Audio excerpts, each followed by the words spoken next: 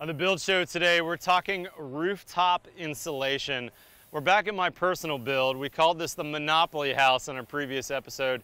And we're gonna show you today how we're gonna blanket the entire roof of the house with a thick blanket of insulation. Today's video is sponsored by Atlas Insulation. Let's get going.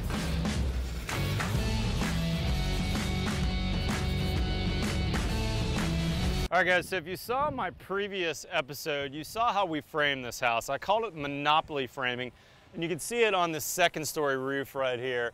We've framed the walls so the walls would go straight up to the roof deck without any overhangs. Traditional framing has rafters that poke over top of the second floor walls to form that overhang, but in our case, we wanted to run our air and water barrier all the way continuous from the foundation all the way to the top of the ridge.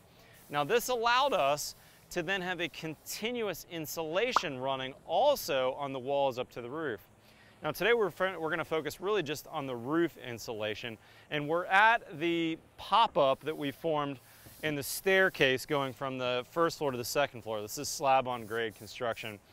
And what you're seeing here is that Oswald and the guys from Madeira Framing put on top of this framing right here our first layer of insulation. Now this is polyiso insulation from Atlas Roofing. Rooftop insulation is used all the time in commercial buildings, but it's uncommon to see it in residential buildings. What we're doing is we're making a nice thermal break on the entire top of the house. If you watched my previous videos, I make this akin to putting a big down jacket on over top. What we want to do is break all that thermal bridging, all the conductivity from our wall studs and our roof rafters. And then also this is going to be an unvented attic. You're not going to see any eave vents, you're not going to see any ridge or gable vents on this house. Everything from this side in is going to be part of the air-conditioned space of this house. So what we did on this little pop-up here is we ran all this rooftop foam continuous. Now this is 2-inch foam. Let me grab a piece for you here. Again, this is polyiso, so it's got a very high R value per inch. And we're running 2-inch thickness pieces. And this rooftop foam is specific to rooftops because it's got a different facer than what we're going to use in the walls. This is a fiberglass facer you can see here. So no mold growth, no water issues. This is fiberglass, which is going to face the top and the bottom on the foam. Now if you kind of get down here, you can look and see that here's our wall that comes up, and this is the start of our roof plywood. On top of that roof plywood, continuously, we put 2 inches, and then to form the overhangs, in this case, we're using some LVLs. Now we use these for studs on the inside of the house, but simply what we're doing here is forming the overhang. And we've got a little bit of a smaller overhang here at this very top section. This is gonna end up being about 16 inches in the finish once we get all our hardy soffit and fascia on here. And we'll have a metal roof on top of this section. Now on the rest of the house, you're going to notice that the rafter tails stick out 24 inches. And again, we're using an LVL detail. So once we put that down, we put the LVLs down. Now we shimmed on top of those because those LVLs, in this case, were 1.5 inches thick, and this polyiso is 2 inches.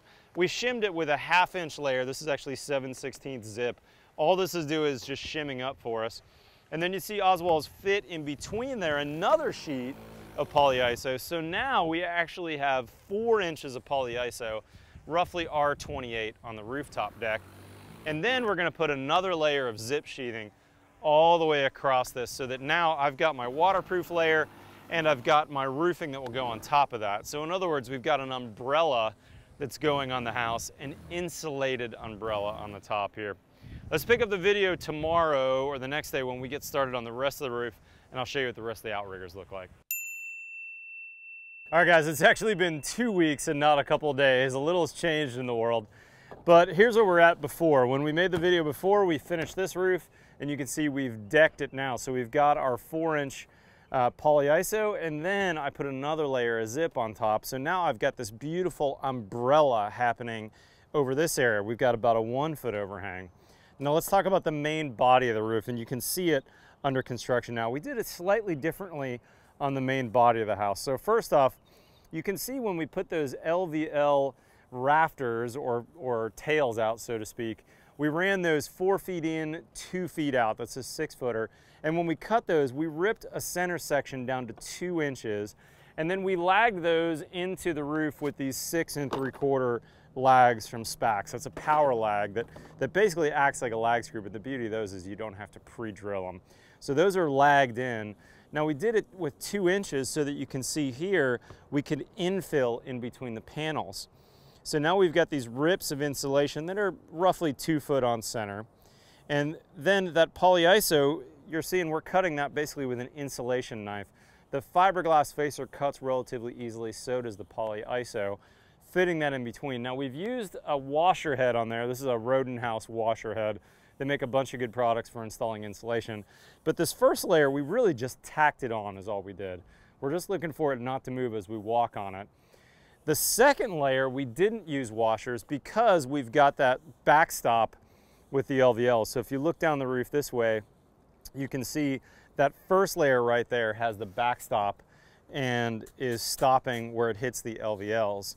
Now notice this right here, we've staggered the seams. This is really important. So this sheet right here is running opposite to this sheet, and that seam is staggered in both directions, right? This seam here is several inches back, and this seam here, so we'll have very little crossover. You really want to do that whenever you're using rooftop foam or really any insulation on your rooftop, because foam can shrink. The data sheet, if you read the data sheet, is going to show that it's going to shrink less than 2%. That's kind of the industry standard. But in reality, it's going to shrink more like no more than 1% or maybe even 0.5%. So in these 4x8 sheets, you're talking about these over time potentially shrinking up around an 1/8 inch in between the panels. Now it could shrink slightly more than that, but usually I understand that's happening if these are in contact with water. They will end up shrinking more, which means that when we have it delivered to our job site, you can see all of those panels over there. It's going to come covered from Atlas when they deliver it. You want to leave it covered until it's time to install. And we didn't start this install until after the rain that we had stopped, and we knew that we were going to have a day or two of dry so that we can install both panels and then put our second layer of zip system sheathing over top. Now let's talk about R value. I actually messed it up in the earlier part of the video. I quoted the incorrect R value. I did a little research after I filmed that first section, and because of thermal drift, it's kind of an industry term, meaning that this polyiso is not going to stay at the same R value when it was born as it will for the rest of its life. It's going to drift a little bit.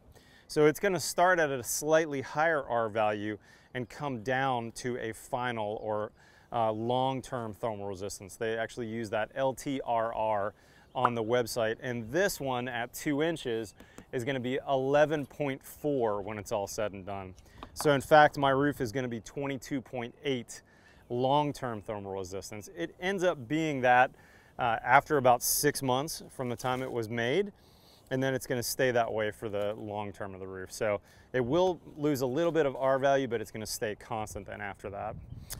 One thing I really like about Atlas polyiso is that it's a really stiff insulation. There's no compression that happens with this.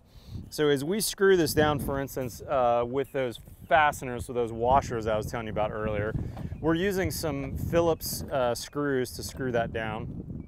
This is actually a big part of the job, is thinking about all the different fasteners you need. I like these Phillips screws because when you stick them on the bit, they have this stick fast technology and they actually kind of stay put on there, so they're really easy to use. You're not worried about that bit and that thing falling off. But what's happening here is when we screw that down into the foam, you can see that foam's got some resistance. It's got a pretty high PSI value so that it's not going to compress, and that makes it easy to walk on. And then ultimately, when we screw down the zip later, we're coming back with some long screws. So these are Spax power lags. Similar engineering resistance to a traditional lag, but no pre-drilling required. A nice fat washer head on here, so it's really going to grab on that final layer of zip. Someone asked me in the comments on an earlier video, what's the difference between the green and the brown? This brown zip you're seeing here is a 5/8 thick, and that's what my engineer wanted to use on my roof. So if you look on the back side of the roof here where we've covered the insulation, you're going to notice we've chalk lined out where all the rafters are, and then we've used these 8-inch screws to go through that 4-inch assembly, through the 5/8 decking, and then boom, it's going to actually lag into the rafters below and hold everything down. So now I've got a big, thick umbrella on the house, and I've got a big, thick raincoat. Now let's walk over here for a second, and let's talk about this overhang. Now we're gonna get into this overhang detail in a future video because we still have a ledger board and we still have some more framing going on this. But look how strong this thing is. I don't even have all this zip screwed down yet, and you can see it is not moving at all. The other thing you'll notice is look how this 2x4, which is out on the rake there, is shorter than these. What we did was we ran these long, just like you're framing a deck, string langed them, and then cut each one individually. And that allowed us to get a perfect 2-foot overhang, nice and straight as you look at that from the ground. Again, we've got some further details on that. I'll get into the overhang details on a future video, but today we really wanted to focus on this roof insulation. Last thing I do want to mention is we're still going to use cavity insulation on this job. This is not a house that has only exterior insulation, but what this is doing is this is creating a thick blanket of insulation so that there's zero chance of condensation inside the building. And when you go this thick on the outside, really you could do this detail in just about any North American climate zone, all the way up to the cold north. And it's going to give us enough thickness of insulation that we won't have any issues with condensation happening inside the building.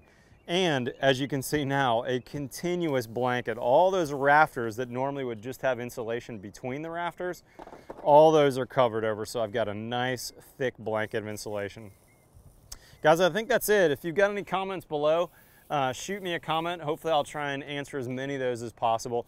I'll put a link to the Atlas Polyiso insulation website as well. Great people over there. I'm having a ton of fun making these videos. You can see we got just a beautiful job under construction, and even better that I'm actually going to get to live in this house. This is the first house in my 25 years as a builder that I've actually built something for my family. So I tell you, I feel giddy every morning waking up and getting out to the job site here. Super, super fun. And to do these details, oh, it's been a dream come true. Guys, if you're not currently a subscriber, hit that subscribe button below. We've got new content every Tuesday and every Friday. Follow me on Twitter and Instagram. Otherwise, we'll see you next time on The Build Show.